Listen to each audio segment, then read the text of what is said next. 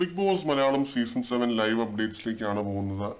അനുമോൾ ഇപ്പോഴും പിന്നെ കുറച്ചു മുമ്പും ലൈവിലിരുന്ന് പറഞ്ഞൊരു കാര്യത്തെ പറ്റിയാണ് നമ്മൾ സംസാരിക്കാനായിട്ട് പോകുന്നത്. ഇത് അത്യാവശ്യം വലിയ കോൺവെർസേഷൻസ് ആണ് അനുമോൾ ഇവർ രണ്ടുപേരുമായിട്ട് നടത്തുന്നത്. നമ്മൾ അതിന്റെ ഡീറ്റെയിൽസിലേക്കൊന്നും കടക്കുന്നില്ല. അനുമോൾ പറഞ്ഞൊരു സ്റ്റേറ്റ്മെന്റ് മാത്രമേ പറയുന്നുള്ളൂ.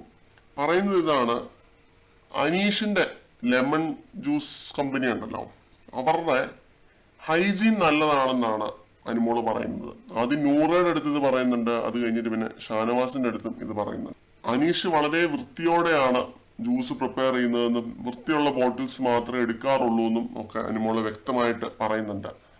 നെവിന്റെ ആ ഒരു ഓറഞ്ച് ജ്യൂസ് ഫാക്ടറിയുടെ ജ്യൂസ് ബോട്ടിൽസിലെല്ലാം മെഴുക്കും അഴുക്കും ഒക്കെ ഉണ്ടെന്നും അനീഷിന്റെ ബോട്ടിലിൽ അങ്ങനെ ഒന്നും ഇല്ലെന്നും ഒക്കെ അനുമോള് വളരെ വ്യക്തമായ രീതിയിൽ നൂറയോടും പിന്നീട് ഷാനവാസിനോടുമായിട്ട് പറയുന്നുണ്ട്.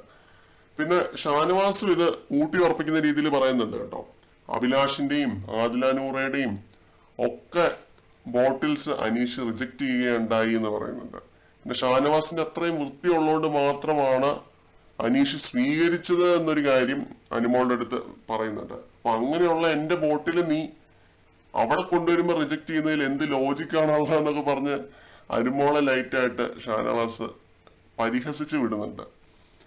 എന്തായാലും ഇതെനിക്ക് ഇഷ്ടപ്പെട്ടു കേട്ടോ. അനുമോള് വളരെ ഓപ്പൺ ആയിട്ട് ഇതൊക്കെ സമ്മതിച്ചു തരികയാണ്.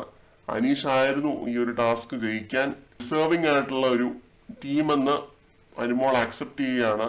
ക്വാളിറ്റി ഇൻസ്പെക്ടർ ആയിട്ടുള്ള അനുമോൾ അക്സെപ്റ്റ് ചെയ്യുകയാണ് ആ ഒരു കാര്യം. കൂടുതൽ അപ്ഡേറ്റ്സുമായിട്ട് വീണ്ടും കാണാം.